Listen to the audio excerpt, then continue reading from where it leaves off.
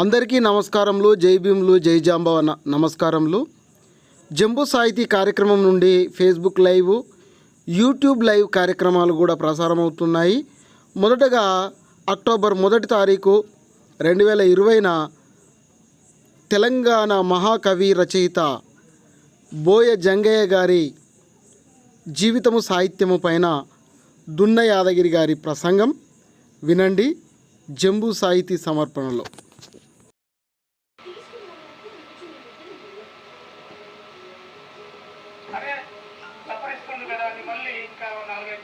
అప్పుడే ఒక అద్భుతంగా స్టార్ట్ అయ్యింది. వీరు దాదాపు 40 పుస్తకాలు తీసుకొచ్చారు. అందులో 5 కవితా సంకలనాలు, 14 కథా సంకలనాలు, 4 నాటికలు, 3 నవలలు, 9 బాల సాహిత్యం, 6 మహనీయుల జీవిత చరిత్రలు. ఈ విధంగా దాదాపు 40-41 పుస్తకాలు తీసుకురావటం జరిగింది. అలాగే వీరికి తెలుగు విశ్వవిద్యాలయం వారు గౌరవ డాక్టరేట్ ప్రదానం చేశారు. వీరు రాసినటువంటి నవల జాతర మైసూరు విశ్వవిద్యాలయానికి ఉపవాచకంగా, జగడం నవల ఎంఏ తెలుగు ఉపవాచకం హైదరాబాద్ సెంట్రల్ యూనివర్సిటీ వారు, గొర్రెలు అనేటువంటి కథా సంకలనం ఎంఏ తెలుగు ఉపవాచకం ఉస్మానియా యూనివర్సిటీ వారికి, దున్నా కథా సంకలనం ఎంఏ తెలుగు ఉపవాచకం శ్రీకృష్ణదేవరాయలు యూనివర్సిటీ వారికి తీసుకున్నారు. అలాగే వీరి యొక్క 5 కథలు టీవీ ఎపిసోడ్స్గా తీసుకోవటం జరిగింది.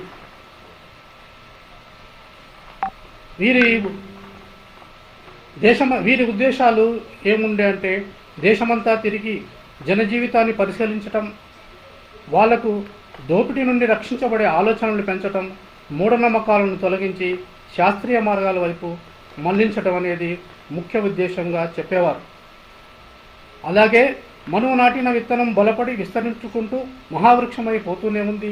దీనిని కూకటి వేళ్లతో సహా నరికి, తవ్వి, పీకి తగులబెట్టేయాలని, అప్పుడే అణచివేయబడిన జాతులు అభివృద్ధిలోకి వస్తామని అనేవారు. అయితే ఈయన కేంద్ర సాహిత్య అకాడమీలు, పద్మ అవార్డ్స్ వస్తాయని ఆశించటం జరిగింది. ఆయన చనిపోయే ముందు కూడా ఎట్లాగూ పద్మ అవార్డు వస్తుంది అనుకున్నారు. 6 సార్లు పద్మ అవార్డుకై రాష్ట్ర ప్రభుత్వం నుండి కేంద్ర ప్రభుత్వానికి సిఫారసు చేయబడింది.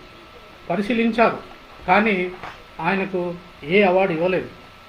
మనవాడు ఎవరో ఒకరు పెద్దలు అక్కడ కేంద్ర ప్రభుత్వాల్లో ఉంటేనే కానీ మనకు ఈ యొక్క అవార్డ్స్ రావు అని అనేవారు. అయితే ఇప్పుడు వారి యొక్క కొన్ని కవితలు మీ ముందుకు తీసుకొస్తాను. వారిది ఒక రచనా వ్యాసంగంపై వారు ఒక ఇంటర్వ్యూ కూడా ఇవ్వటం జరిగింది.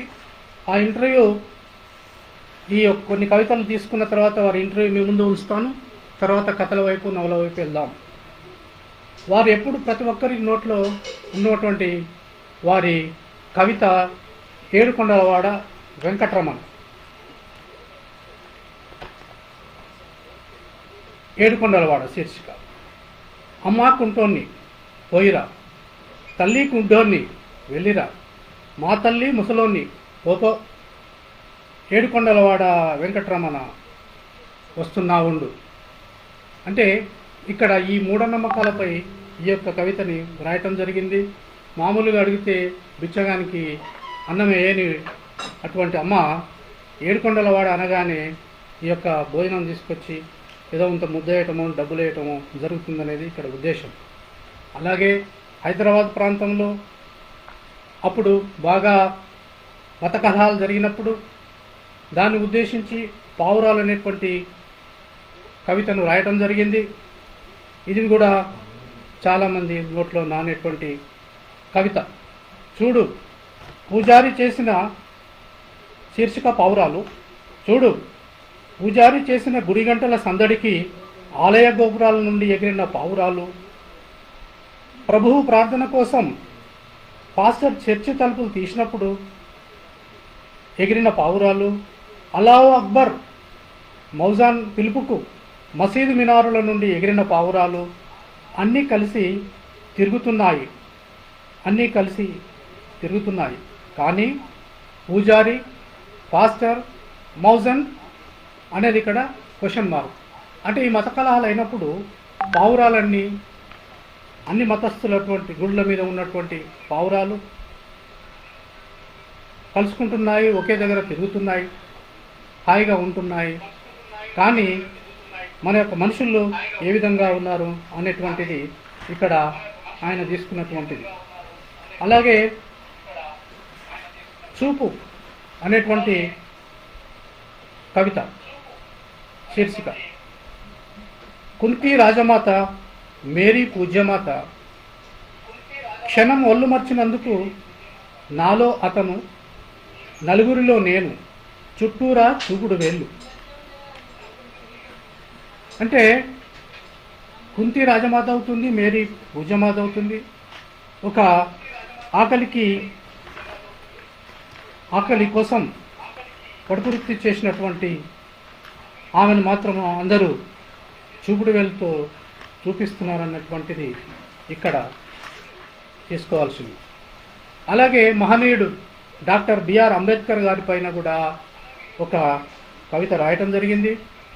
నల్లగొండలో దాదాపు 1975 ప్రాంతంలోనే మొట్టమొదటిసారిగా, దానికన్నా ముందే డాక్టర్ బిఆర్ అంబేద్కర్ గారి విగ్రహము పట్టణంలో ఏర్పాటు చేయడం జరిగింది.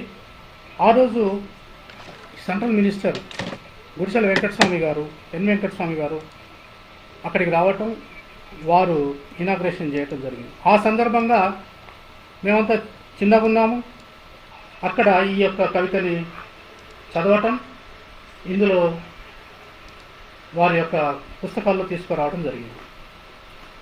శీర్షిక అంబేద్కర్, ఒక్క చూపుడు వేలితోనే కులరక్కసిని కూల్చినావు, ఒక్క కలం పొట్టుతోనే మా నుదుటి రాతలు మార్చినావు, ఉన్న వాళ్లకు లేని వాళ్ళకు ఊడిగం ఇక ముగేనుంది,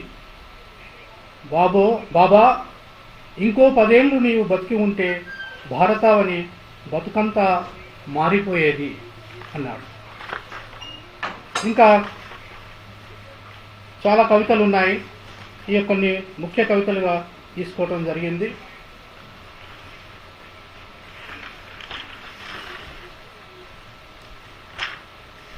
తర్వాత ఒకటి చదివి ఈ కవితల నుంచి వెళ్దాం. సంక్రాంతి అందం,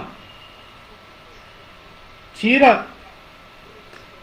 కుచ్చిళ్లను ఎడమ తొడపై అదిమిపట్టి విరగగాసిన మామిడి కొమ్మలో వంగి భూమి ఎదమీద ముగ్గుల్ని పరిచేటప్పుడు మల్లె పందిరిపై సీతాకొక చిలకలాగా కోటి అందాలు నీ కనుల మెరిసినప్పుడు ఎంత అందమే నీది సంక్రాంతి మగవ అని అంటాడు. సంక్రాంతి సందర్భంగా ముగ్గులు వేసేటప్పుడు ఈ యొక్క ఏ విధంగా ఉంటారా అనేది ఇక్కడ వీరు తీసుకొని రాయటం జరిగింది. అలాగే మళ్ళీ నాటకాలకు వద్దాం. నాటికలు, వీరు 4 నాటికలు రాయటం జరిగింది. విద్యార్థి దశలోనే నాటికలు రాసి నాటకం వేయటం, స్కూళ్ళల్లో ప్రైజులు తీసుకోవటం వీరు జరిగింది. ఆ సందర్భంగా వీరు కష్టసుఖాలు, దేశం కోసం, కొత్త బాటలు, ఆలోచించండి అనే 4 నాటికలు రాయటం జరిగింది. ఈ కష్టసుఖాలు అనే నాటికను ప్రదర్శించేవాళ్ళు ఎప్పుడు. 1963లో పాఠశాల వార్షికోత్సవంలో ఈ యొక్క కష్టసుఖాలు నాటకాన్ని ప్రదర్శించారు. అందులో హీరో పాత్ర కోటయ్య అనేటువంటి పాత్ర భోజన్ గారే వేయటం జరిగింది. ఎప్పుడు నాటకాలు జరిగినా, ఎక్కడ జరిగినా వీళ్ళు ఈతను ప్రైజులు మొదటి బహుమతి తీసుకునేవారు. అయితే ఇక్కడ ఒక సంఘటన జరిగింది. ఈ నాటకంలో హీరో తల్లి చనిపోతుంది. నిత్య జీవితంలో కూడా అదే రాత్రి ఇతని తల్లి చనిపోవడం జరుగుతుంది. వార్త పొద్దున్నే ఇంటికి వస్తుంది, ఆయన ఉన్న హాస్టల్కి వస్తుంది, మధ్యరాత్రి హాస్టల్కి వస్తుంది. అప్పుడు ఇతనితో పాటు హాస్టల్ మిత్రులంతా కలిసి వాళ్ళ ఊరు పంతంగి గ్రామం పోవటం జరుగుతుంది. చనిపోయిన తల్లిని చూసుకొని అయ్యో నేను నాటకంలో చనిపోవటం, తల్లిని ఎంత ఏడ్చానో ఇక్కడ కూడా అదే ఏడుపు జరిగింది అని అనుకోవటం, మిత్రులంతా కన్నీరుతో వీడుకోలు చెప్పటం జరిగింది. తర్వాత మళ్ళీ పెద్ద ఎత్తున వాళ్ళ ఫ్రెండ్స్, కాలేజీ, హాస్టల్ మిత్రులంతా కలిసి 10వ రోజు జరిపేటువంటి దినం కార్యక్రమంలో అందరూ పాల్గొని అప్పుడు కూడా ఈ యొక్క నాటకాన్ని ఆ ఊర్లో ప్రదర్శించడం జరిగింది. ఊరంతా పెద్ద ఎత్తున నాటకాన్ని చూడటం జరిగింది. అది వీరి ఈ నాటకాలు. తర్వాత కథలు, దాదాపు 14 కథా సంకలనాలు తీసుకొచ్చారు. వాటిలో దాదాపు 110 కథలు తీసుకొని రాయటం జరిగింది. కేంద్ర తెలంగాణ సాహిత్య అకాడమీ వారు ఈ 110 కథల్ని 4 భాగాలుగా విభజించి 4 సంపుటాలుగా తీసుకురావాల్సి ఉండే, కానీ కొన్ని కారణాల వల్ల చేయలేకపోయారు. మళ్ళీ ఇప్పుడు సభ్యులు, చైర్మన్ గారు మారారు. మళ్ళీ కొత్త చైర్మన్, కొత్త అధ్యక్షులు వస్తే ఆ సంపుటాలు రావచ్చని ఆశిస్తున్నాము. తర్వాత వీరు స్వర్ణోత్సవం జరుపుకున్నారు. వీరు కవితా స్వర్ణోత్సవం.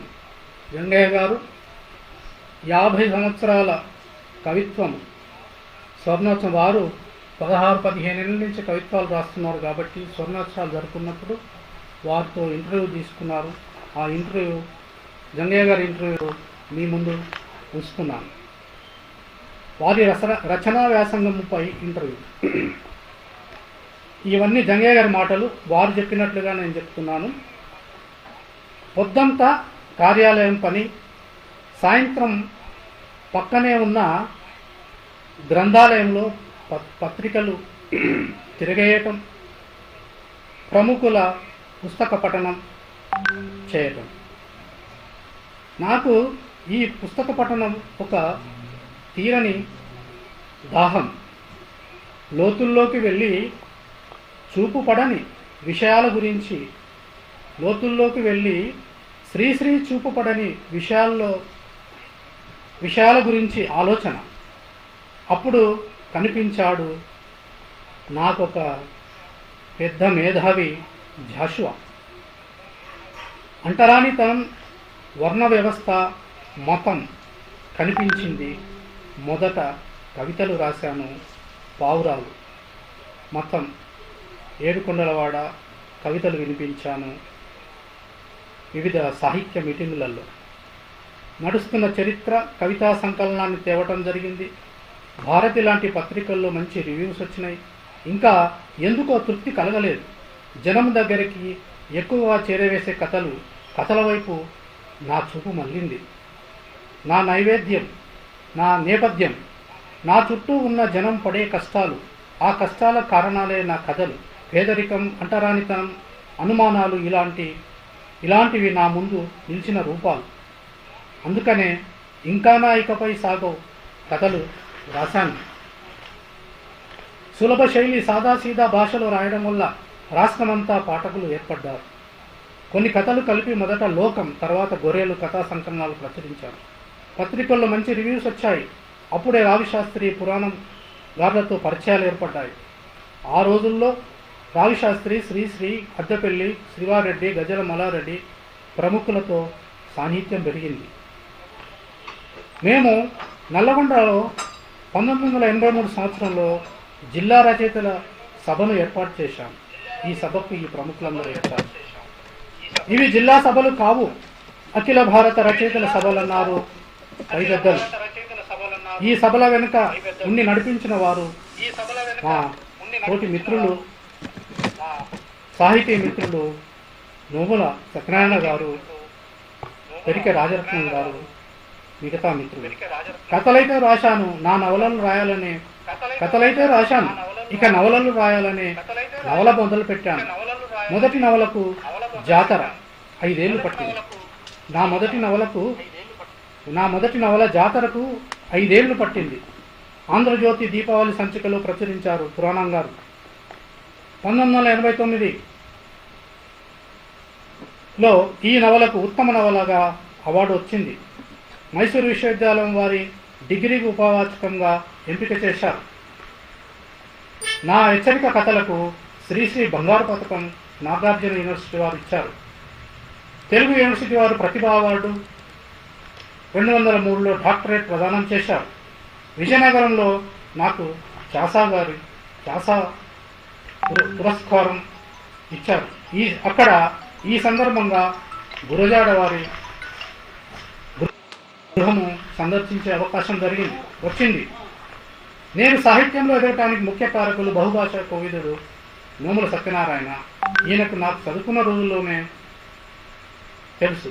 నేను మొట్టమొదటి రాసిన కష్టసుఖాల నాటిక చదివి గోల్డెన్ ఫిష్ అన్నారు. ఎందుకంటే వీరు ఇంగ్లీష్ పండితుడు కాబట్టి. తర్వాత పెద్దలు కాంచనపల్లి చిన్న వెంకటరామారావు గారు నా కథలు చదివి సలహా సూచనలు ఇచ్చేవారు. అలాగే పెద్దలు ఎంఎన్ బూసి గారు నా గైడ్. ఇంకా మిత్రులు Kanakachari, M Krishnamurthy, Kolanupaka Muralidhar Rao, Sudhakar Rao, TV Prasad, Hanmaiah, CH Lingaiah, D Krishnamurthy, Mereddy Yadagiri Reddy, Aluguvelli Ramachandrareddy మొదలగు వారు అంతా నా మిత్రులు, సాహితీ మిత్రులు. సుమారు పెద్దవి చిన్నవి కలిపి మొత్తము 40 పుస్తకాల వరకు రాశాను. అప్పు చేసి పుస్తకాలు ప్రచురించాను. పెద్దల పుస్తకాలకు అయిన ఖర్చు బాల సాహిత్యం పుస్తకాల అమ్మకంతో అప్పు తీర్చాను. మొదట్లో పుస్తకాలు ఉట్టిగా పంచేవాడిని. అమెరికా వెళ్ళినప్పుడు శాన్ ఫ్రాన్సిస్కో నగరంలో అంతర్జాతీయ గ్రంథాలయంలో నా పుస్తకాలను చూసి మురిచిపోయాను. కొంతమందికి నా మీద ఈర్ష్య ఉన్నదున్నట్లు చెబితే ద్వేషం. ఈర్ష్య ఉన్నా పర్వాలేదు, ద్వేషం ఉంటే చుట్టూ మంట పుడుతుంది. ఆ రెండింటికి చాలా తేడా ఉంటుంది. ఇక నా బాల్యం గురించి అడిగారు. నా బాల్యం అంటే అంతా కష్టాల బాల్యం. అంటరానితనం. నాకంటే చిన్నవాళ్ళైనా వేరే కులస్తులు అరే ఒరే అని అనేవారు, తిట్టేవారు. భరించేవాడిని కాదు, ఎదురు తిరిగేవాడిని. అంటరానితనం వలన నన్ను స్కూల్లో ఒక మూలన కూర్చోబెట్టేవారు. అయినా కూర్చొని చదువుకునేవాడిని. అప్పుడే దేవుణ్ణి చూడాలనే ఆశ కలిగింది. దేవుణ్ణి చూడాలని మా ఊరి గుడిలో దొంగతనంగా దేవుణ్ణి చూడడం జరిగింది. నన్ను ఒకరు గమనించారు. ఈ అంటరాని వాడు దేవుని గుడి చూడటం ఏందని పంచాయతీ నిర్వహించి అందులో నన్ను మా తల్లిదండ్రులను పిలిచి మాకు శిక్ష వేశారు. ఏం శిక్ష అంటే పన్ను కట్టాలి, సుంకం కట్టాలి. దేవుణ్ణి చూసినందుకు మీరు చూసి అంటరాని వానికి దేవుణ్ణి చూసే హక్కు లేదు, గుడిలో పెంటరయ్యే హక్కు లేదు కాబట్టి మీకు శిక్ష విధిస్తున్నాం. ఆ శిక్ష పన్ను కట్టాలని అక్కడ డబ్బులు లేవు. రోజు కూలి చేస్తేనే కానీ ఇంట్లో వెళ్తుంది. ఎట్లే ఉంది, మీ దగ్గర ఏది ఉంటే అది ఇవ్వండి అంటే అప్పుడు ఇంట్లో ఉన్నటువంటి వాళ్ళకి ఏముంటాయి, కొన్ని పశువులు ఉంటాయి. తర్వాత వాళ్ళు వ్యవసాయం చేసుకుంటారు లేదా కూలికి పోతారు. కాబట్టి ఆవు దూరం ఇచ్చేసి ఆ యొక్క రుణం తీర్చుకోవడం జరిగింది. తర్వాత అక్కడ స్కూలు అయిపోయిన తర్వాత నల్గొండలో ఉంటుంది. నల్గొండకు వచ్చి చదువుకోవాలి లేదా హైదరాబాద్కి వెళ్ళాలి. సో నల్గొండ నుంచి రోజు ఈ పంతంగి గ్రామము కళ్ళుకు చాలా ఫేమస్. కళ్ళు చాలా బాగుంటుంది. నల్లగొండ జిల్లాలో దాదాపు కళ్ళు పట్టుకునే వాళ్ళంతా ఈ పంతంగి గ్రామంకి వచ్చి అక్కడ చుట్టుపక్కల గ్రామాల వాళ్ళంతా ఈ పీపాల్లో దాంట్లో కళ్ళు పోసి తీసుకుపోయి అక్కడ కళ్ళు అమ్ముకునేవాళ్ళు. ఆ కళ్ళు లారీ ఆ పంతంగి గ్రామం వస్తుండేది. ఆ విధంగా ఆ లారీ ద్వారా లారీలోకి ఎక్కి హుసేన్ సాహెబ్ గారు వీళ్ళని ఆ కళ్ళు లారీలు ఎక్కించుకొని నల్గొండ తీసుకెళ్ళి గంగయ్య గారిని, వీరితో పాటు అదే సేమ్ కులంకు చెందినటువంటి లక్ష్మీపతి గారిని ఇద్దరు కలిసి నల్గొండ హాస్టల్ పోయి చదువుకోవటం అక్కడ హుసేన్ గారు చేర్పించడం జరిగింది. ఆ విధంగా ఎప్పుడైనా వచ్చినాయి అతన్ని. వీరు పంతంగి గ్రామానికి రావాలంటే నడుచుకుంటూ వచ్చేవారు, డబ్బులు లేక.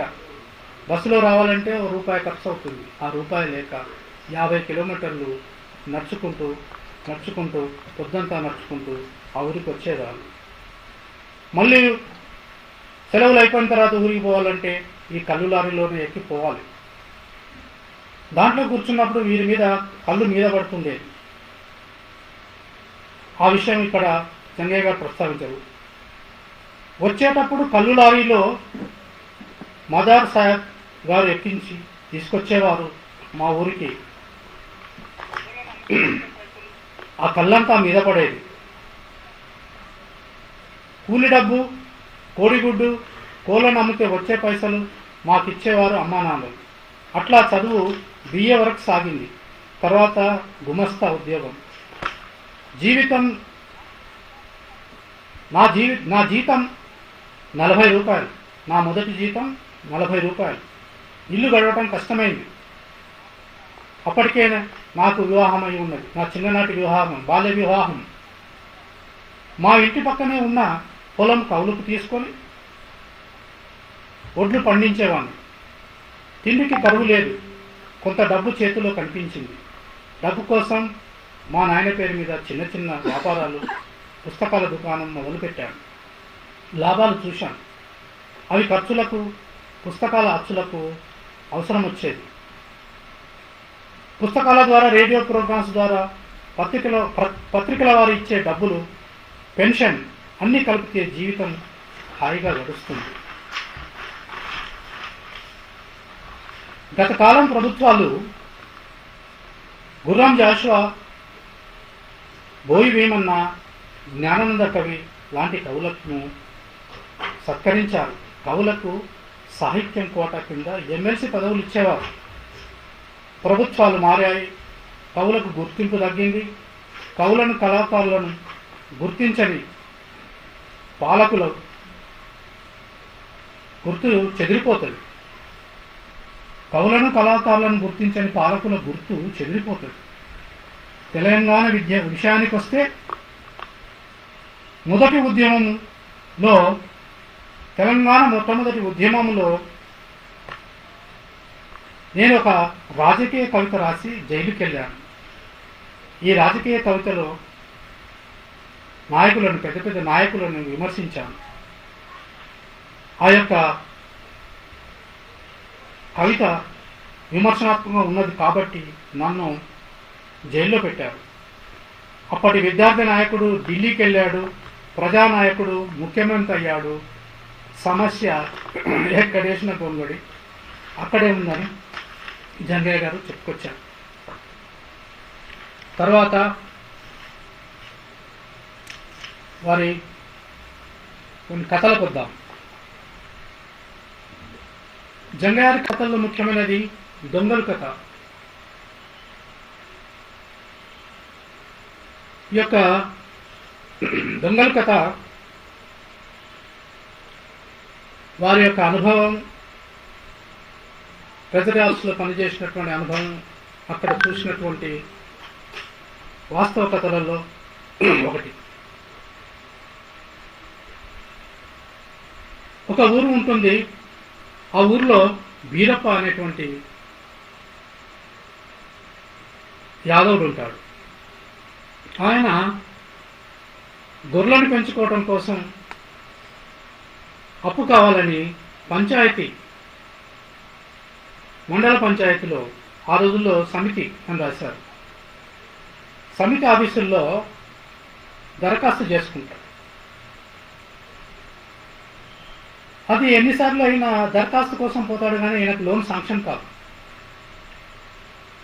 ఇంకా ఇతనికి గుర్తొస్తుంది, వీరు గెలిపించినటువంటి వీళ్ళ ఊరికి వచ్చినప్పుడు అక్కడ పంచాయతీ ప్రెసిడెంట్ని, సమితి ప్రెసిడెంట్ని వీరంతా గెలిపిస్తారు వీరి ఊరిలో.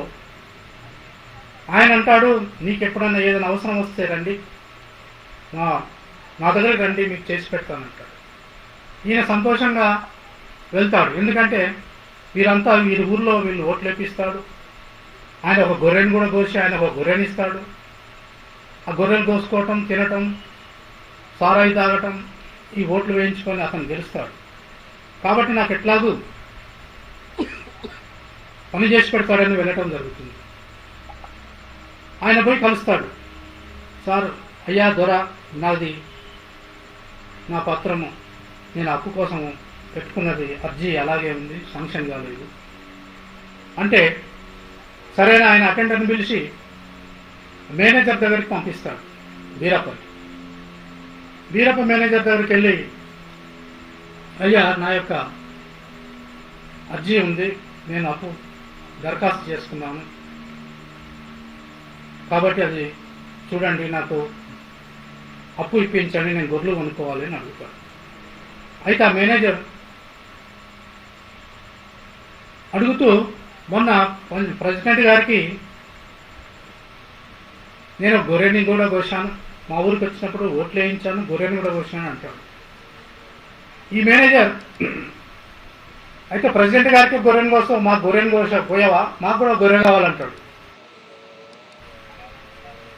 సరే అని తెల్లారి నెక్స్ట్ డే ఓ గొర్రెని తీసుకొచ్చి వాళ్ళ సమితి ఆఫీస్ వెనక చెట్టు కట్టేస్తాడు, వేప చెట్టు. వాళ్ళంతా గొర్రెని కోసుకుని పండుగ చేసుకుంటారు. తర్వాత నువ్వు ఆ గొర్రెని ఇస్తే నీకు ఆ బీడీఓ, ఆ రోజుల్లో బీడీఓ ఉండేది, బ్లాక్ డెవలప్మెంట్ ఆఫీసర్, అదే పేరు పెట్టాడు, ఇప్పుడు ఎండిఓ అంటాం. బీడీఓ గారికి చెప్పి నీకు లోన్ శాంక్షన్ చేయిస్తా అంటారు. అలాగే ఆ పత్రం శాంక్షన్ చేయించి దాన్ని ఇన్స్పెక్టర్ గారికి పంపిస్తారు. పంచాయతీ ఆఫీసులో ఉన్నటువంటి అకౌంటెంట్ గారి దగ్గర పెట్టుకొని, ఆయన ఉటికనే నీకు ఈ కాగితం ఇస్తామా, దీనికి ఖర్చు అవుతుంది, నేను డబ్బులు ఇవ్వాలి, ఉడికే ఇవ్వము అని ఆయన అంటాడు. ఈయన పాపం ఏం చేస్తాడు, ఈయన చేతికి కడెం ఉంటుంది, ఈ కడెం చూస్తాడు ఆయన అకౌంటెంట్. ఏమి ఈ కడెం వెండి కడేమైనా, వెండి కడెం వేసుకుంటాడు. ఇది వెండి కడేమైనా లేక ఇంకేదైనా అంటే, లేదు సార్, లేదు దొరా, ఇది వెండి కడియమే, నా పెళ్లినాడు పెట్టిన కడియం అంటాడు. సరే, కడియం అయితే ఉండే, మొదలైతే డబ్బులు కావాలి అంటే నేను తర్వాత ఇస్తా దొరా అని అంటాడు. సరే అని దాన్ని ఆయన ట్రెజరీ ఆఫీస్కు ఇతని యొక్క లోన్ పేపర్ పంపించడం జరుగుతుంది. అక్కడ ఉన్నటువంటి అకౌంటెంట్ దాన్ని పాస్ చేసి బ్యాంకుకు పంపించడం జరుగుతుంది. అక్కడి అకౌంటెంట్, ఈ అకౌంటెంట్ ఇద్దరు పదురుకుంటారు. వీరిద్దరికీ తను డబ్బులు ఇస్తానని ఒప్పుకుంటాడు. తర్వాత వీళ్ళంతా అక్కడికి వెళ్ళటం జరుగుతుంది, ఇద్దరు అకౌంటెంట్స్ అక్కడికి వెళ్ళటం జరుగుతుంది. ఈయన బ్యాంకుకు పోతాడు. బ్యాంకుకు పోయి డబ్బులు డ్రా చేసుకొని తీసేసుకొని బయటకు వచ్చి వెళ్ళిపోతారు. వీళ్ళిద్దరూ అక్కడ బ్యాంకు ముందర ఉండి వెతుకుతారు, అరే ఎక్కడ పోయిండు. ఈలోగా ఏం చేస్తాడు, ఇతను ముందే ఆ ట్రెజరీలో ఈ అకౌంటెంట్ ఏం చేస్తాడు, మొదలే ఈ డబ్బులు ఇస్తాడు, అట్నే వెళ్ళిపోతాడు అని ఇతని యొక్క కడెం తీసుకొని దగ్గర పెట్టుకుంటాడు. సరే అని కడెం ఎట్లా ఉంది అని వాళ్ళు బ్యాంక్ దగ్గర పోయి చూస్తే ఇతను కనిపించాడు. లోపల తెలుసుకుని డబ్బులు తీసుకొని వెళ్ళిపోయింది అని చెప్తారు. కనిపించకపోయేవారు, కరే చూసావు ఎంత మోసం చేసిండు, డబ్బులు ఇవ్వకపోతే వెళ్ళిపోయింది అనేసి, సరే ఎట్లాగో బస్ స్టాండ్లో ఉంటాడు, బస్ కోసం వాళ్ళ ఊరికి పోవాలి కదా, ఎట్లా బస్ కోసం పూర్తి అక్కడ బస్ స్టాండ్లో మాకు దొరుకుతాడని వీళ్ళిద్దరు వెళ్ళి మొత్తం ఆ బస్ దగ్గర బస్ స్టాండ్లో వెతుకుతారు. వెతకంగా వాళ్ళకు ఒక బస్సులో కనిపిస్తాడు. బస్సులో కనిపించి, ఏరా బాబు, ఏమి వీరప్ప, ఏమ్రా నువ్వు పైసలు ఇస్తాను ఇవ్వకుండా వచ్చినావు అంటే, లేదు దొరా, నేను బయట వెతికినాను, నాకు మీకు ఎవరు కనిపించలేదు. సరే ఎట్లాగో మళ్ళీ వస్తా కదా, వచ్చినప్పుడు ఇస్తలే అనుకున్నా, కానీ మీరు లేకపోయే వరకు నాకు మళ్ళీ ఈ బస్సు పోతే దొరకదని వచ్చినా అని అంటే, ఏం నగరాలు చేస్తున్నవారు అని అతని వీళ్ళ భాషలో అక్కడ భాషలో తిడతాడు. అట్లేం లేదు అంటే, వీడు ఈ అకౌంటెంట్ ఏం చేస్తాడు, జేబుల్లో నుంచి అతను వెండి కడియం తీసి, ఏవో నీ వెండి కడియం కూడా నా దగ్గర ఉంది, చూడరా బాబు, ఈ వెండి కడియం ఉంది, ఎక్కడ పోతావు అని అంటాడు. ఈయనకు బాగా కోపం వస్తుంది. అప్పటిదాకా ఓపికతో ఉన్న మనిషి బాగా ఆకలితో కసితో ఉంటాడు. అతను బాగా కోపం వచ్చి ఆ చుట్ట దాక్కుంటూ ఉంటాడు. ఆ చుట్టను బయటేసి బయట ఉమ్మేసి బాగా తిడతాడు, దొంగ నా కొడుకుల్లారా అని ఇంకా వివిధ రకాలుగా బూతులు తిట్టి వెర్రుగా తన కడియాన్ని పట్టుకుంటాడు. ముగ్గురు కడియాన్ని పట్టుకోవడం జరుగుతుంది. వాళ్ళిద్దరూ ఈయన పట్టుకొని వాళ్ళ గుంజటం ఈయన గుంజటం జరుగుతుంది. డబ్బులు లేవు, ఇంకా కడియాన్ని గుంజుతాను, అవును నా కడియమే అని వెంటనే దొంగలు అని గట్టిగా అరుస్తాడు వీరప్ప. దొంగలు దొంగలు అనగానే ఆ బస్సులో ఉన్న వాళ్ళంతా వచ్చేస్తారు. ఏంటంటే వీళ్ళు దొంగలు చూడండి నా కడియం గుంజుకుంటారు అనగానే వాళ్ళందరూ ఇద్దరిని పట్టుకొని బాగా కొట్టడం జరుగుతుంది. ఈ బీరప్ప కడియం తీసేసుకుంటారు, తన చేతికి పెట్టేసుకుంటారు. వాళ్ళిద్దరు బాగా దెబ్బలు తిని వాళ్ళు వెళ్ళిపోతారు. బీరప్ప చాలా సంతోషంతో తన కడియాన్ని చూసుకుంటూ నవ్వుకుంటూ ఉంటాడు. బస్సు మొదలవుతుంది. ఇది కథ యొక్క ఎండి. అంటే ఈ దొంగల కథ, దీనికి బాగా ప్రాముఖ్యత ఈ దొంగల కథకు వచ్చింది. ఈ కథ ఈ గొర్రెలు అనేటువంటి పుస్తకంలో ఉన్నది. ఈ గొర్రెలు కౌలాలంపూర్లో రెండవ తెలుగు ప్రపంచ మహాసభలలో ఆవిష్కరించుకోవడం జరిగింది. అక్కడ తర్వాత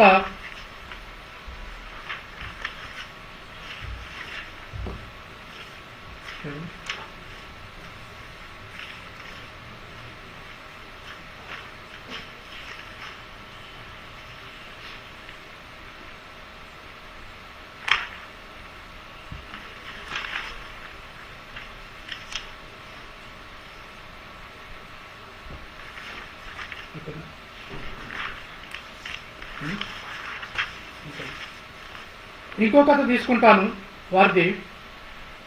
దాదాపు జంగయ్య గారికి లేకి బతుకులు అనేటువంటి ఒక కథ చాలా ఇష్టమైన కథ.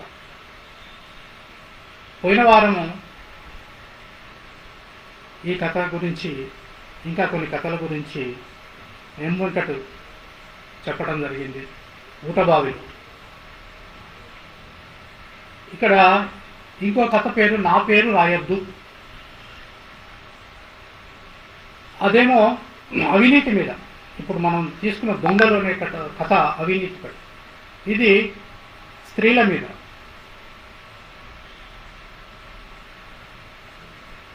శిరీష అనేటువంటి ఒక మహిళ ఉంటుంది. ఈమె అందరితో పాటు బాగా చదువుకోవాలని, ఉన్నత స్థాయికి వెళ్ళాలని తల్లిదండ్రుల ఇంటి దగ్గర పెళ్లి చేస్తామన్నా కూడా ఒప్పుకోకుండా ఉన్నత చదువులని, అభ్యుదయభావాలని ఏదో ఊహించుకొని ఈమె పట్టణాలకు రావటం జరుగుతుంది. వచ్చిన తర్వాత తను వేరే రకంగా కొందరికి ఆకర్షితురాలై అక్కడ ఉన్నటువంటి కొంతమంది లోపరుచుకుంటారు. అక్కడ ముఖ్యంగా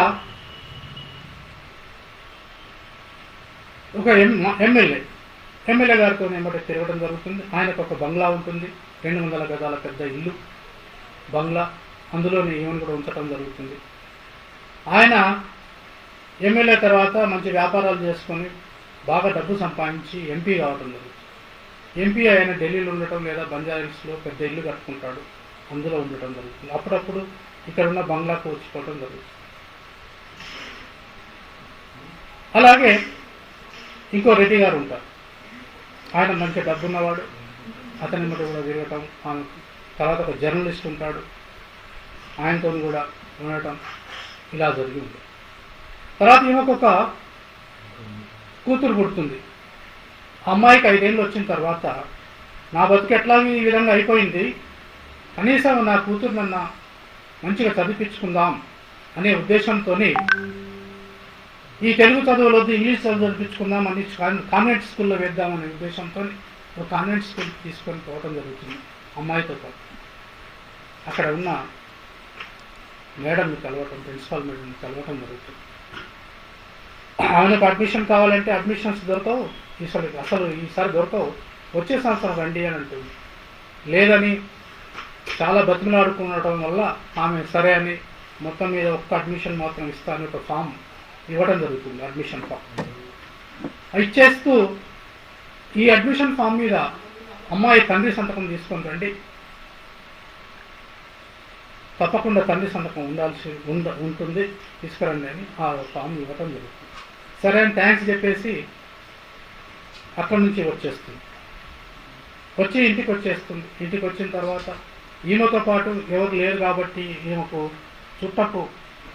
ఒక చుట్టం దగ్గరి బంధువు, ఈమె పేరు శిరీష, ఈ మహిళ పేరు.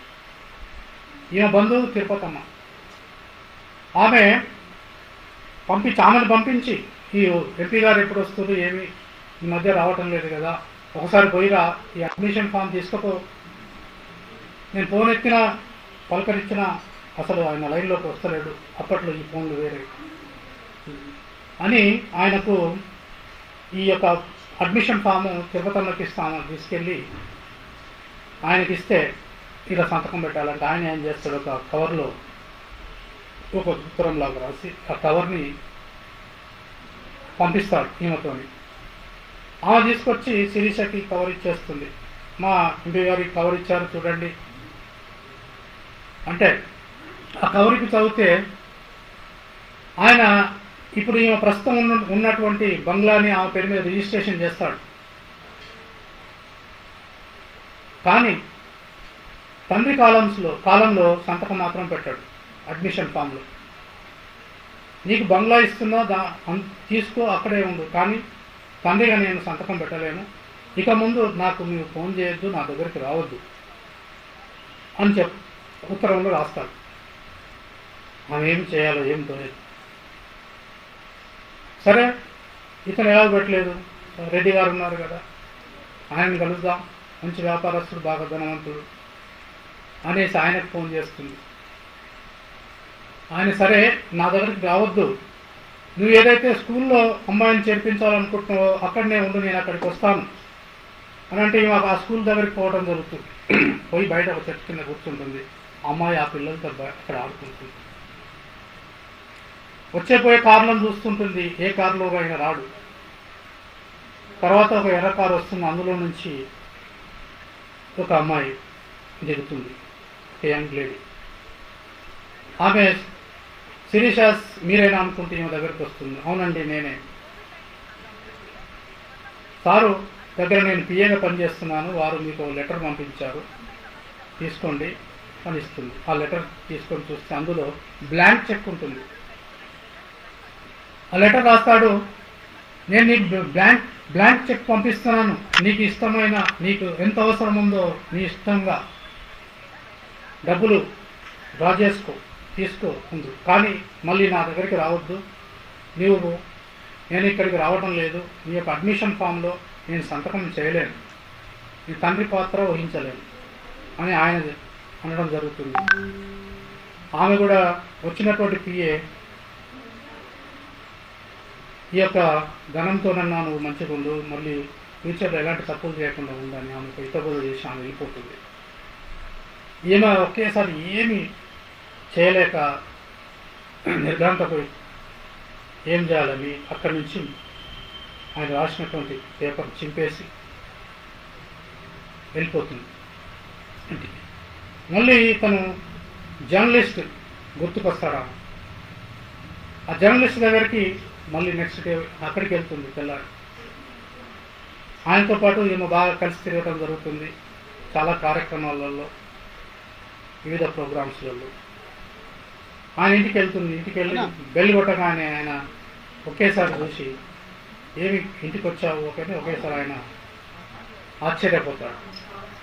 ఏం లేదు, చాలా రోజులైంది కదా మేము ఇలా చూడక చూసిపోదామని వచ్చాను, కానీ ఈ మధ్యకాలంలో నాకు ఎటు తోయక నేను మంచి మంచి కవితలు రాస్తున్నాను, ఒక అద్భుతమైన కవిత రాశానికి అనిపిస్తుంది. అతను కూడా రాసుకుంటూ ఉంటాడు. ఆ మాటల్లో చెప్తుంది, నేను ఇట్లా కాన్వెంట్ స్కూల్కి అమ్మాయిని తీసుకెళ్ళాను. అతను అడుగుతాడు, అమ్మాయి బాగుందా, అమ్మాయి పుట్టే కదా, ఎట్లా ఉంది, బాగుందా అంటే బాగుంది, మీ దేవాలయం చెప్పి కాన్వెంట్ స్కూల్లో చేర్పించాలి, అక్కడ తండ్రి కాలంలో సంతకం కావాలంటున్నారు, మరి మీరు తండ్రిగా మీరు సంతకం పెడితే అమ్మాయిని అక్కడ అడ్మిట్ చేస్తాను అంటుంది. ఆయన తప్పుడు చేయడు, చాలాసేపు ఆలోచిస్తాడు, ఏం చెప్పాలో అతనితో. తర్వాత ఆలోచించి ఒక మాట అంటాడు, ఎంపీ గారు నీకు ఒక ఇల్లు ఇచ్చాడు, ఖరీదైన ఇల్లు ఇచ్చాడు. ఆ బిజినెస్ మ్యాన్ రెడ్డి గారు మంచి డబ్బు ఇచ్చాడు. ఇప్పుడు నేను సంతకం పెట్టి నీ బిడ్డకు తండ్రిగా ఉంటే ప్రపంచం నన్ను అనుకుంటుంది, వీడు ఇల్లు బంగ్లా డబ్బు చూసి తండ్రిగా ఉంటుందని అంటారు అంటాడు. ఆమె అప్పుడు నీ అభ్యుదయ భావాలు ఎటుపోయినాయి, మనం తిరిగిన కాలం ఎటుపోయింది, నన్ను చూసిన చూపు ఎటుపోయింది, ఈ యొక్క తండ్రిగా ఉండలేవా, సహాయం చేయలేవు, ఒక సంతకం పెట్టి చాలు అని అంటుంది. ఆయన చప్పుడు చేయడు. ఈలోగా అతని భార్య వస్తుంది, ఆమె కూడా టీచర్. లోపలికి వస్తే పిల్లలతో సహా వస్తుంటే ఆమె పరిచయం చేస్తాడు. ఆవిడ రండి లోపలికి రండి భోజనం చేసుకోండి అంటుంది. లేదని చాలా సీరియస్గా అక్కడి నుంచి వెళ్ళిపోతుంది. వెళ్ళిపోతూ అక్కడ మంచి ఎండ ఉంటుంది. ఆ రోడ్డు మీద నడుస్తుంటే ఆ ఎండకు దానికి ఆమెకి ఏం తోయదు. ఏం చేయాలని వెళ్తూ ఒక గ్రేవ్ యార్డ్ కనిపిస్తున్నాం. గ్రేవ్ యార్డ్ కనిపించి అక్కడ ఆమె ఆలోచనలు అన్నీ మారిపోతాయి. జీవితాలు ఇంతే కదా అని, లేదు లాభం లేదు, నేనే డైరెక్ట్గా పోయి ప్రిన్సిపాల్గా ఉన్నట్టు చెప్పేసి నాకు భర్త లేడు కాబట్టి నేనే తండ్రిగా ఉంటాను, ఆ తండ్రి కాలంలో నేనే సంతకం పెడతాను అని చెప్పుకొని ఎట్లాగూ అమ్మాయిని అక్కడ అడ్మిట్ చేయాలి అనే నిర్ణయం తీసుకొని వెళ్ళిపోతుంది. ఇక్కడితో ఈ కథ సుఖాంతం అవుతుంది.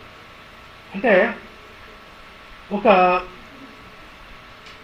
తండ్రి లేని పిల్లలకు ఏ విధంగా ఉంటుంది, ఎవరు కూడా ఈ జర్నలిస్ట్ కూడా నా పేరు రాయొద్దంటాడు, అందరూ నా పేరు రాయొద్దంటారు, మరి తండ్రి పాత్ర ఎవరు పోషించని అంటున్నారు, ఏంటి ఈ జీవితం ఎలా అనేది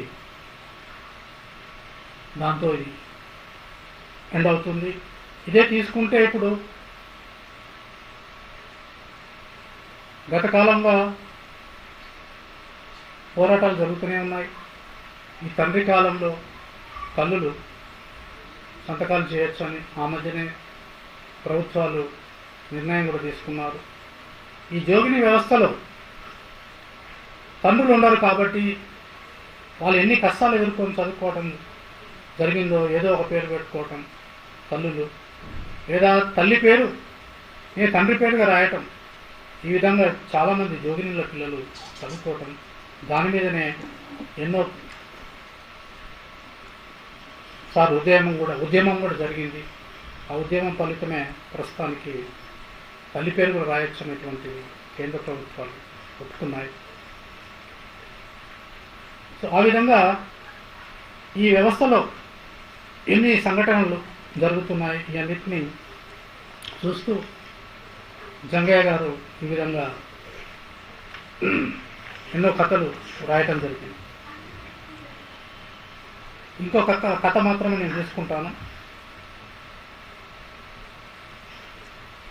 నా పేరు రాయొద్దు తర్వాత కుండబద్దలు కొడతా అదొక గ్రామంలో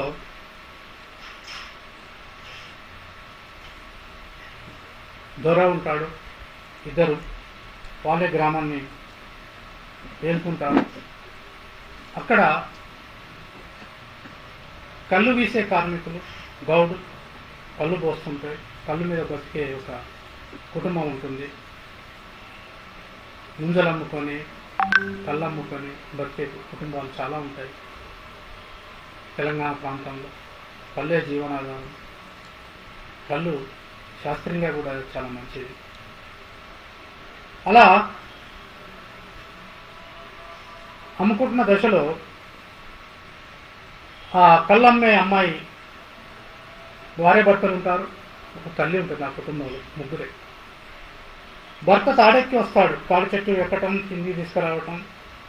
ఆ కళ్ళు అమ్మే దగ్గర ఉంటే తల్లి లేదా భార్య ఉంటారు, లేదా ఇద్దరు ఉంటారు. ఆ విధంగా ఎల్లప్పుడూ ప్రతి దగ్గర జరుగుతూనే ఉంటాయి. చాలా కుటుంబాలు ఆ విధంగా బతుకుతూనే ఉంటాయి. ఈ యొక్క ఆ రోజు ఈవిడ ఒక్కతే ఉంటుంది. ఈ ఒక్కదాన్ని చూసి అక్కడికి ఇద్దరు ఆ ఊరి దొరలు రెడ్డిరావు ఇద్దరి కుమారుడు వచ్చి, ఒకడు అమ్మాయి చీరలు ఆగుతాడు, ఇంకోడు రైకలు ఆగుతాడు. ఆ విధంగా జరిగిన సంఘటనను పంచాయతీ పెట్టడం జరుగుతుంది. ఆ ఊర్లో జెండా కాడ, మనం బొడ్డురాయి కాడ అంటాము, బొడ్డురాయి ప్రాంతం సెంటర్ పాయింట్ చేసుకుంటాం గ్రామాల్లో. ఆ ఊర్లో జెండా ఎగరేస్తారు, దాని జెండా కాడ అనేటువంటి పేరు పెట్టాడు కవిగారు. ఆ జెండా కాడ ఏ విషయాలు జరిగినా, ఏం జరిగినా అక్కడే జరుగుతాయి. పులి జరిగినా, ఏదన్నా గ్రామంలో ఏ కార్యక్రమం జరిగినా అక్కడే జరుగుతుంది. కాబట్టి పంచాయతీ కూడా అక్కడే పెడతారు. ఆ పంచాయతీలో ఏ పంచాయతీ పెట్టినా ఊరంతా వస్తుంది, ఆ ఊరంతా వస్తుంది. అక్కడ పిలుస్తారు. ఈ అమ్మాయి తల్లి వాళ్ళిద్దరు వస్తారు. అప్పుడు ఏమైంది జరిగింది చెప్పమ్మా అంటే, ఏం చెప్తా, జరిగినప్పుడు ఏం చెప్తామంటే, మొత్తం మీద చెప్పాల్సిందే కాబట్టి ఆమె ఏడ్చుకుంటూ చెప్తుంది. ఒకడు నా చీరలాగాడు, ఇంకోడు నా రైకలాగాడు. ఎవడంటే అక్కడ చూస్తే వాళ్ళిద్దరు ఉండరు, లేరు. ఆఖరికి అత్తే చెప్తుంది, కోడలత్త నిలబడి ఉంటారు, ఆ భర్త మాత్రం కింద కూర్చొని ఉంటాడు. అత్త చెప్తుంది, ఇగో దొర అని ఆ రావును ఉద్దేశిస్తూ, ఇక నీ కొడుకే చీరలాగింది. ఏం చేయాలి? అందరికి ఒకటే న్యాయం, తప్పకుండా పట్టుకురండి అంటారు. సరే అని అక్కడ ఉన్న మస్కూర్ని, కావలి గారిని పిలిచి, ఆ రోజుల్లో అప్పుడు కథ రాసిన ప్రాంతం కావలిగాడు మస్కూరీలు ఉండేవాడు. వాళ్ళిద్దరిని పంపించి దొరకొడికి ఆడుండో పక్కరమంటారు. వాళ్ళు పోతారంటే రాడు, ఇంకా వస్తలేడు, మరి ఇంకోడు ఎవడమ్మా అంటారు ఈలోగా. అంటే అప్పుడు కూడా ఆమె ఏడ్చుకుంటా చెప్పదు. మళ్ళీ అత్తయ్య చెప్తుంది, ఇంకో నీ పక్కకే కూర్చున్న రెడ్డి దొర ఆయన కొడుకు అంటుంది. ఇద్దరు ముఖాలు చూసుకుంటారు దొరలు ఇద్దరు. జనమంతా అతను కూడా తీసుకురావాల్సిందే పంచాయతీకి అంటారు. ఎవరు సపోర్ట్ చేయరు కొంతమంది. అత్త అంటుంది, మీరు ఇద్దరిని తీసుకొచ్చి దోషులకు శిక్ష పడకపోతే నా కడుపులో ఉన్నాయని నేను ఎలా కక్కేస్తా. ఎవరెవరు బతుకులు ఎలా ఉన్నాయో, ఎంతమంది కళ్ళు తాగిండ్రు, కళ్ళు కొంతమంది అమ్ముడు పోయింది. మీ ఇంట్లో మీ పెళ్ళాలు, మీ బిడ్డలు, మీ పిల్లలు ఎవరోనికి కళ్ళు పోసి, మీ దగ్గర ఉన్న జీతకాలకు కళ్ళు పోసి ఎలా లోపరుచుకున్నారు, ఎవరెవరు ఏ విధంగా కళ్ళుకు అమ్ముడు పోయారు మాకంతా తెలుసు. ఏదో మేము బతుకుతున్నాం కళ్ళు తీసుకొని, మా కళ్ళు అమ్ముడు పోవాలని మేము మామ అంటాము, బావ అంటాము, మరిది అంటాము, అన్న అంటాము, తమ్ముడు అంటాము, అంటూ వరుసలు ఉంటాయి ఊర్లో. కాబట్టి అన్నంత మాత్రాన బావంటే బావ అయిపోతాడా, మరిదంటే మరిది అవుతాడా అనగానే ఈ విధంగా దౌర్జన్యాలు చేస్తారా అని అందరిని నిలదీస్తుంది. నేను ఒక్కొక్కరి జాతకాలు చెప్తాను ఈ ఊర్లో అంటే అందరూ, కొంతమంది ఆడవాళ్ళు వెళ్ళిపోతారు. అదే మీ ఇంట్లో మీ దొరసాన్లకు ఈ విధంగా జరిగితే మీరు ఏం చేస్తారు అని మొత్తం మీద అత్త నిలదీస్తుంది. కుండ బద్దలు కొట్టినట్టు చెప్తుంది. అప్పుడు తప్పదని పక్కరాండి చూద్దాం అనే వరకు వాళ్ళిద్దరు ఉండరు అక్కడ లేరు. ఆ మస్కూరి వస్తాడు, దొర లేరు, ఇద్దరు లేరు, వెళ్ళిపోయారు. అంటే ఈ సభ లేదు, ఇక ఈ పంచాయతీ లేదు, ఇద్దరు లేరు కాబట్టి ఈ పంచాయతీని రేప్ చేసుకుందాం అంట అని అందరూ లేవబోతుంటే అక్కడి నుంచి ఒక పిల్లవాడు వస్తాడు. పిల్లవాడు ఉరుక్కుంటూ వచ్చి, ఇద్దరు ఆ చేలో దాచుకున్నారు, కంది చేల్లో. ఆ చేలు లోపలికి పోయి అక్కడ దాచుకున్నారు అని చెప్పడం జరుగుతుంది. వెంటనే కోపోద్యకుడైనటువంటి రాముడు, ఈ తల్లి, కొడుకు, కోడలి పేరు రంగమ్మ, కొడుకు పేరు రాముడు. ఈ రాముడు ఒక్కసారిగా లేచి కర్ర తీసుకొని అక్కడ వాళ్ళున్న ప్రాంతం పరిగెత్తారు. ఆయన వెంటనే ఆ ఊర్లో ఉన్న వారందరూ పరిగెత్తడం జరుగుతుంది. అంటే ఎండింగ్ పాఠకులకే వదిలిపెడతారు. అంటే దొరల అకృత్యాలు ఆ విధంగా ఆ రోజులు ఎట్లా జరిగినాయి, ఏ విధంగా జరిగినాయి, నైజాం నవాబ్ జమానాలు దొరలు ఏం చేశారు, తర్వాత జరుగుతుంది ఇప్పట్లో కూడా ఈ హత్యలు ఎలా జరుగుతున్నాయి, కుల హత్యలు, మత హత్యలు ఏ విధంగా జరుగుతున్నాయి, అప్పటినే జంగయ్య గారు రాయటం జరిగింది.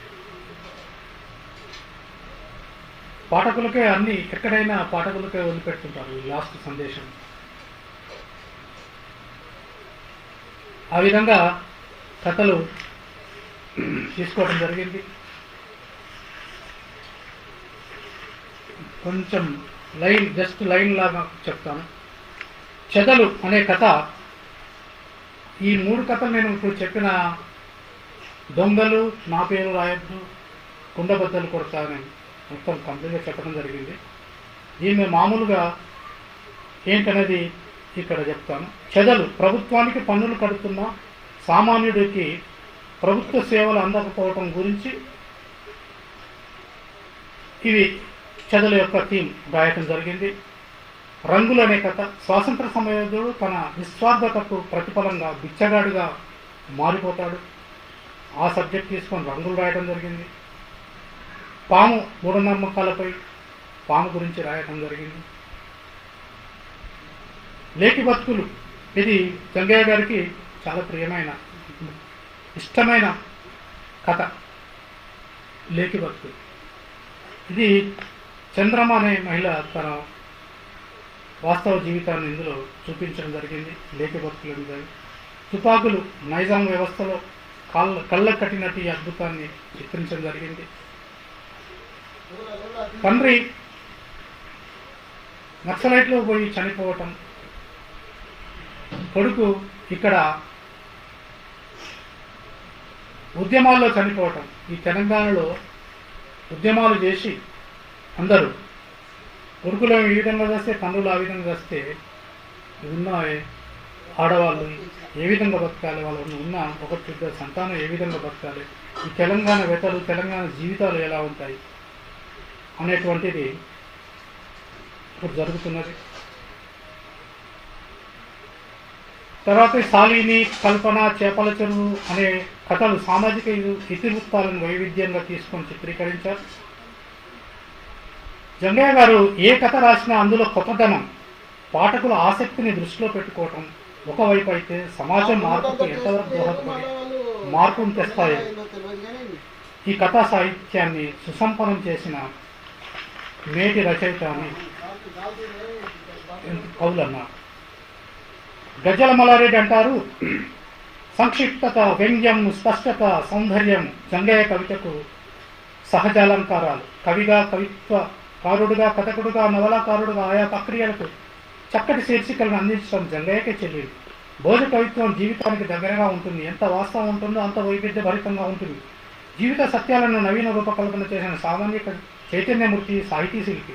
సామాజిక స్పృహతో పాటు సాహిత్య స్పృహ నిజానికి, సమాజానికి అందించిన మేటి రచయిత బోయ జంగయ్య అని గజ్జల మల్లారెడ్డి గారు అంటే ఆ కవితలు చదివి.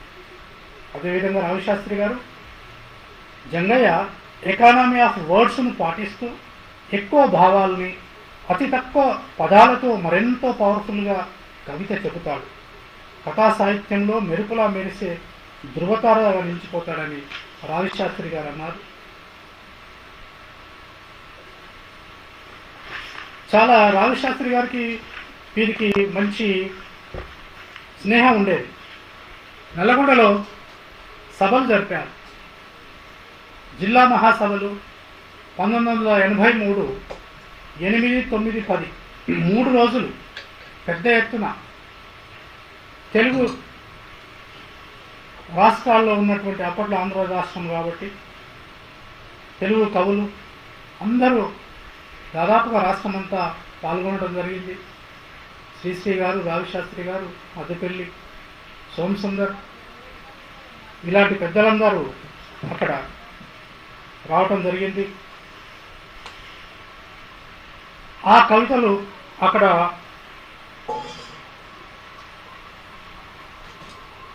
కాళోజీ గారు అంటారు, అసలు మనిషికి కష్టాలు ఎందుకు వస్తాయి, వాటి కారకులు ఎవరు? ఆలోచించి మలిచాడు, కారణాలు వెతికాడు, ప్రశ్నించమంటాడు, ఎదిరించమంటాడు ఈ జంగయ్య అని ఆయన గురించి కాళోజీ గారు అంటాడు. జంగయ్య గారు 2000 సంవత్సరంలో అసిస్టెంట్ ట్రెజరీ ఆఫీసర్, ట్రెజరీ శాఖలో ఏటీఓగా పదవీ విరమణ చేసినప్పుడు ఆ యొక్క పదవీ విరమణ సదస్సు కార్యక్రమం వరంగల్లో జరుపుకోవడం జరిగింది. అక్కడే రిటైర్డ్ అయినారు. ఆ సందర్భంగా కాళోజీ గారిని ముఖ్య అతిథిగా పిలిచి ఆ సభలు నిర్వహించుకోవడం జరిగింది. కాళోజీ గారు అక్కడ వారి స్పందన తెలియజేయడం జరిగింది. అలాగే కథలు మంచినీళ్ళంతా స్వచ్ఛ సుందరంగా తలతలలాడుతుంటాయి. దేశవాసుల బాధా సహస్రాలే ఇతని గాథా సప్తశతులుగా సప్త శతులుగా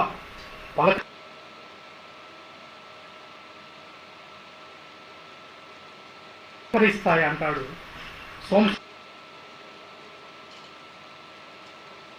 సుందర్ గారు.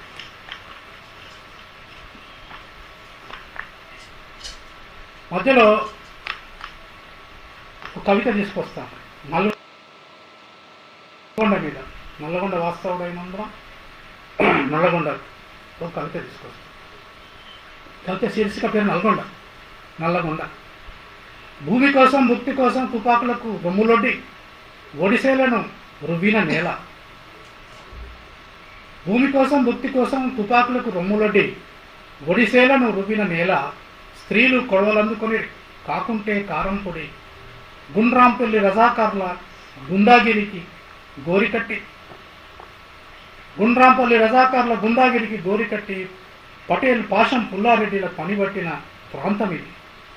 వెట్టి చాకిరికి పాతరేసి దొరల గడులను కంపగొట్టి అణిచివేతకు అంతం పలికిన పోరాటాల ఖిల్ల నల్లగొండ. బండెనక బండిగట్టి నిజామును సాగనంపిన గడ్డ. పసులగాడి పిల్లవాన్ని పలకరించిన పాఠశాల. బండెనక బండిగట్టి నిజామును సాగనంపిన గడ్డ. పసులకాడి పిల్లవాన్ని పలకరించిన పాఠశాల. ఇది కూడా జంగయ్య గారు తన కవిత రాస్తున్నారు. జంగయ్య గారు అంటారు,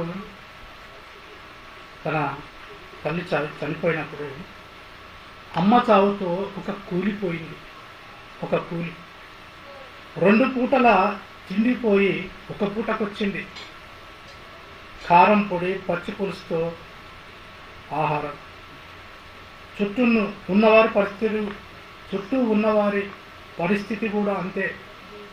ముంజలు, తాడి పండ్లు, చితపాల పండ్లు, చింత చిగురు, ఇవే కదా మా ఆహారం అని తల్లి చనిపోయిన తర్వాత రాసుకుంటారు. తర్వాత వీరు 3 నవలలు రాయటం జరిగింది.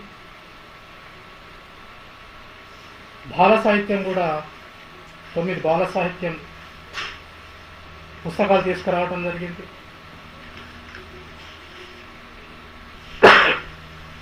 ఆయన అంటాడు, బాల సాహిత్యం పుస్తకాలకే నాకు ఎక్కువ డబ్బులు వచ్చినాయి, చిన్నపిల్లల పుస్తకాలకు ఎక్కువ డబ్బులు వచ్చినాయి నేను అచ్చు చేసుకుంటే, పెద్దవాళ్ళ పుస్తకాలకు అయినటువంటి అప్పంతా నా చిన్నపిల్లలే తీర్చారంట. తర్వాత నిజ జీవితంలో ఆయన సంపాదించుకున్నది ఏం లేదు. ఈ యొక్క కవులు కళాకారులు అందరూ అట్లాగే ఉంటారు దాదాపు.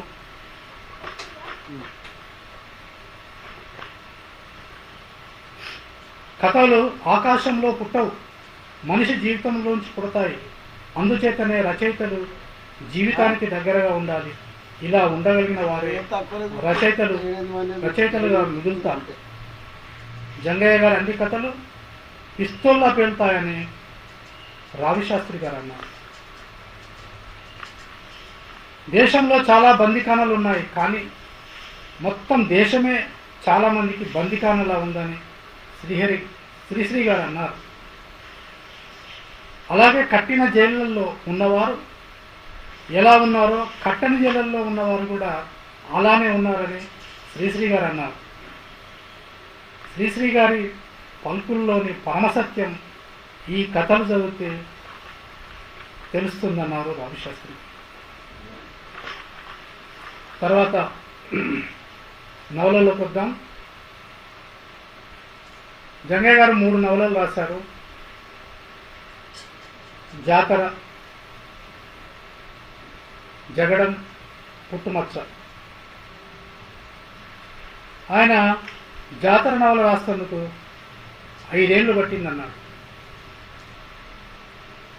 జాతర నవల రాస్తూ మనం మైండ్లో పెట్టుకొని మళ్ళీ దీన్ని విడుదల చేయాలా లేదా ఏంటి అని తర్జన చేస్తూ 5 ఏళ్ళ సమయం తీసుకోవడం జరిగింది. ఇందులో మూఢనమ్మకాలు ఎలా ఉన్నాయి, మూఢభక్తి ఎలా ఉంటుంది అని అది జాతర నవలలో చూపించడం జరిగింది. తెలంగాణలో పిల్లలు పుట్టకపోతే, పిల్లలు లేకపోతే గుడ్లకు గోపురాలకు పోవటం, దేవుని దర్శించుకుంటే ఆయన వరం ఇచ్చాడు, ఆ వరం మూలనే పిల్లలు పుట్టారు అని ఒక అభిప్రాయం, మూఢనమ్మకం. అది అప్పట్లో బలంగా ఉండేది. ఈ జాతరని నల్లగొండ దగ్గర ఒక జాతర జరుగుతుండేది.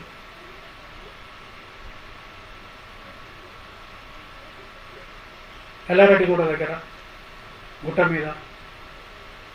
అక్కడ పోయి 2-3 రోజులు అక్కడే ఉండి కొంత రాసుకోవడం జరిగింది. ఈ జాతర కథలోని రాధా అని ఉంటుంది. ఆమెకు పిల్లలు ఉండరు. దొరగారి కోడలు, కొడుకు ఎక్కువగా బయట పట్టణాలు తిరుగుతుంటాడు. ఆమెకు పిల్లలు గారు. చాలా రోజుల వరకు పిల్లలు కాకుంటే ఆ జాతరకు వెళ్తే పిల్లలు పుట్టారని చెప్తే ఆ జాతరకు వెళ్తుంది. అక్కడ తన ఇంట్లో పనిచేసే అతన్ని తీసుకొని బండి కట్టుకొని ఒక్కతే వెళ్తుంది. భర్తను రమ్మంటే రాడు, నేను తర్వాత వస్తపో అంటాడు. పోయిన తర్వాత అక్కడ పూజారి ఆ జాతరలో ఈమెని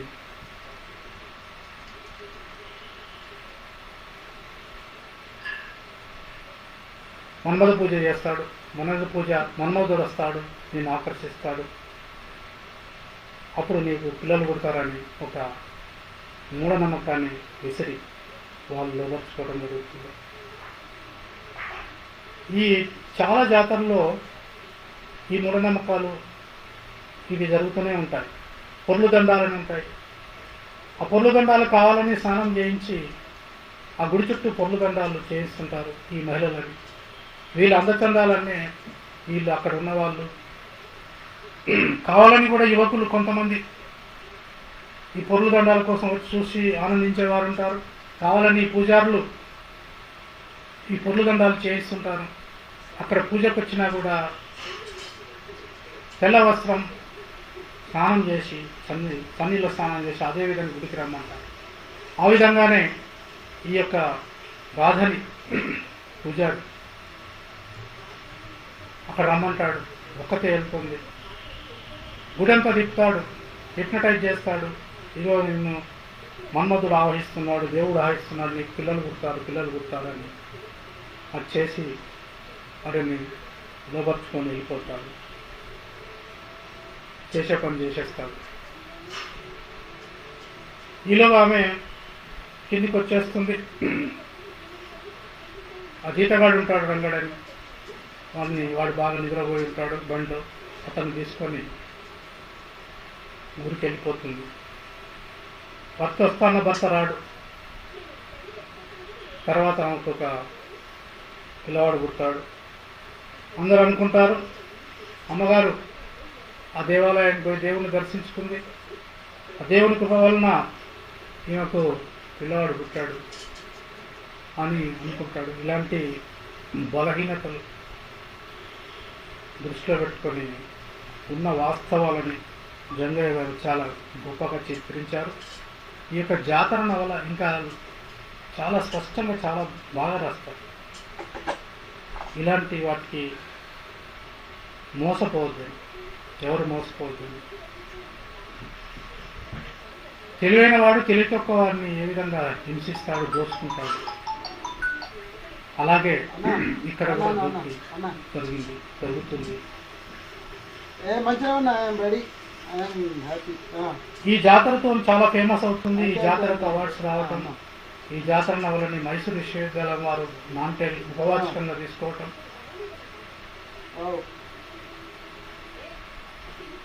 ఈ జాతరతోనే జంగయ్య గారిని బోయ జంగయ్య గారు అనే బదులు జాతర జంగయ్య గారు అని కూడా పిలవడం జరిగింది. చాలా మంది జాతర జంగయ్య, బోయ జంగయ్య గారు. తర్వాత జగడం అనే నవల రాయటం జరిగింది. ఇది దీంట్లో చాలా విషయాలు సేకరించి రాశారు. ఈ యొక్క నవల ఉస్మానియా యూనివర్సిటీ వారికి ఉన్నది. ఇందులో దళిత సమస్యలు, అంబేద్కర్ ఆలోచన విధానం, ఊరే ఏ విధంగా చదువుకునే అభివృద్ధిలోకి రావాలి, ఇందులో జోగి వ్యవస్థ, రజాకార్ వ్యవస్థ, రజాకార్ మూమెంట్ ఇవన్నీ తుపాకీ మూతలు. ఆ తుపాకీ మూతలకు ఆయన జంగయ్య గారు చిన్న పిల్లవాడట. గుండ్రాంపల్లి ఇష్యూ వచ్చినప్పుడు అక్కడ మూతలు, తుపాకీ మూతలు జరిగి అక్కడ కొన్ని వందల మందిని చంపి ఆ బావిలో వేసినప్పుడు మనం కూడా పెట్టొచ్చు, మనం కూడా పెట్టొచ్చు. ఈ మూతలు, తుపాకీ మనం కూడా పెట్టొచ్చు. మూగుతుంటే తీసుకుంటాయి ఆ ఊర్లన్నీ ఖాళీ చేసి అందరూ వేరే ఊర్లలోకి అక్కడ చాలా మంది ఇలా పంచాంగి గ్రామం నుంచి కూడా పారిపోవడం జరిగింది. కానీ వీరు ఒక ఇల్లు, ఇంకా 2-3 ఇల్లు మాత్రమే వెళ్ళిపోయాయని చెప్పేవారు. ఆ సంఘటనను దృష్టిలో పెట్టుకొని కూడా అప్పట్లో రజాకారులు ఏ విధంగా చేశారు, ఏ విధంగా దోపిడీ జరిగింది, ఇవన్నీ తీసుకొని జగడంలో చిత్రీకరించడం జరిగింది. ముఖ్యంగా చదువుకుంటేనే అభివృద్ధి పదంలో పోగలం, అంబేద్కర్ ఆలోచన విధానానికి దగ్గరగా వెళ్తామని దృష్టితోని ఈ జగడం కూడా రాయటం జరిగింది. తర్వాత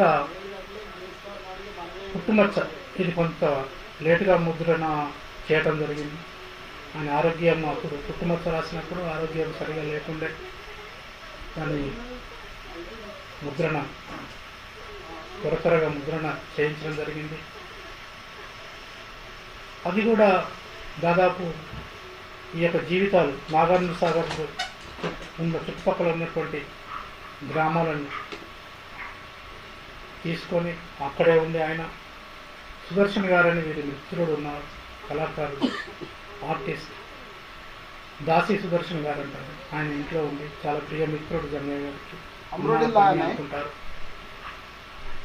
అక్కడని కొంతమంది నిజ జీవితాలను తీసుకొని అక్కడ ఈ దోపిడీ వ్యవస్థ ఎలా ఉంది,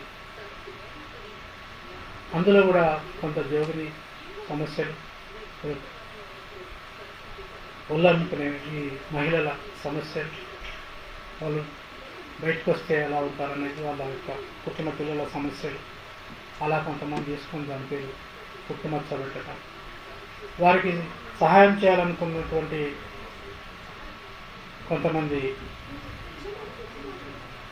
మంచి వాళ్ళు కూడా ఉంటారని వాళ్ళని కూడా అందరూ పాత్రలుగా చూపించటం, వాళ్ళు మంచి చేయాలంటే కొంతమంది చనిపోయిన వాళ్ళు, రోడ్ల మీద చనిపోయే వాళ్ళు, అనాథగా చనిపోయే వాళ్ళు ఉంటారు. ఈ అనాథగా చనిపోయే వాళ్ళని తీసుకెళ్ళి ఎలా బొందబెట్టడమా, కాల్చటమా, ఏం చేయాలి అనేటువంటి తన స్త్రీ పాత్రలు స్త్రీలే తీసుకుపోయి అచ్చా అచ్చా అచ్చా. అక్కడ సార్ సార్ సార్ నేను ఇదొక షూటింగ్ మంచి పని చేయాలి. అనేటువంటిది చేస్తున్నామని అందులో చూపించడం జరిగింది.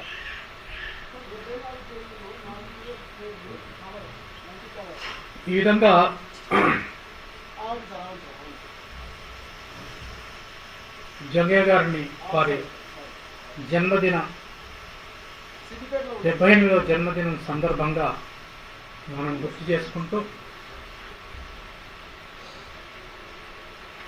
ఈ యొక్క అవకాశాన్ని నాకు ఇచ్చి మీరంతా ఈ ఫేస్బుక్లో మనం చూసిన వారందరికీ నేను ధన్యవాదాలు తెలియజేసుకుంటూ నమస్కారాలతో ముగిస్తున్నాను. జై భీమ్, నమస్తే.